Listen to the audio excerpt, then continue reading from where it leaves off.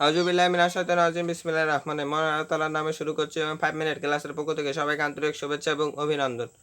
তো আজকের যে বিষয়টি নিয়ে আলোচনা করব সেটা হচ্ছে যুক্তিবিদ্যা দ্বিতীয় পাঠে রিটেন সাইড কিভাবে খাতা দেখবে, নাম্বার কম করে দিবে না বাড়িয়ে দেবে সেই বিষয়টি নিয়ে আজকের আলোচনা করব। তো আমি প্রথমে বলছি যে যুক্তিবিদ্যা এবং পুরো সৃজনশীল অংশটি যারা লিখাইছেন তারা হচ্ছে 1 নম্বর বুদ্ধিমানের কাজ করেছেন। তো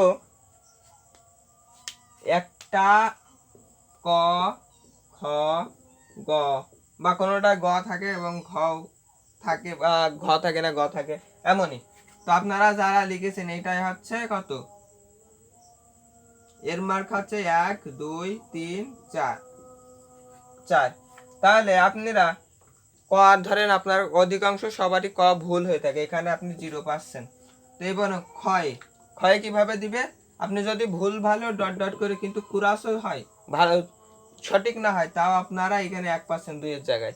এবং 3-এর এখানে গয়ে 3-এর এখানে যদি ভুল ভালো আপনার প্রথম অংশ যদি সঠিক না হয়, প্রথম লাইনটি যদি সঠিক না হয় তখন আপনার এখানে 3-এর জায়গায় 2 দিবে ভুলভাল লেখার কারণে।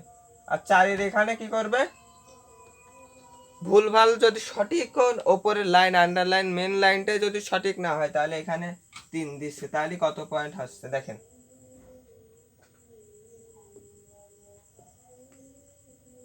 6 পয়েন্ট হচ্ছে, এখানে কত হচ্ছে 6। তো এবার আমি বলি যারা পুরো সৃজনশীল লিখেছেন যে এমন ভাবে হয়েছে, তাহলে আপনার যেই কয়টা সৃজনশীল সেই কয়টার সাথে যোগ করুন, দেখুন 3 কয়টা হয়। তো এটা হচ্ছে মেন বিষয়। আর যারা ক এবং খ ভালোভাবে লিখেছেন সঠিক লিখেছেন তারা 8 থেকে 9 পাবেন, 8 থেকে 9 বা 7ও দিতে পারে। তো এবং যদি যাদের ওই যুক্তিবিদ্যা রিটেন সাইডের ভিতরেই ওই আবার এ গ্রেড বি গ্রেড এগুলো আছে,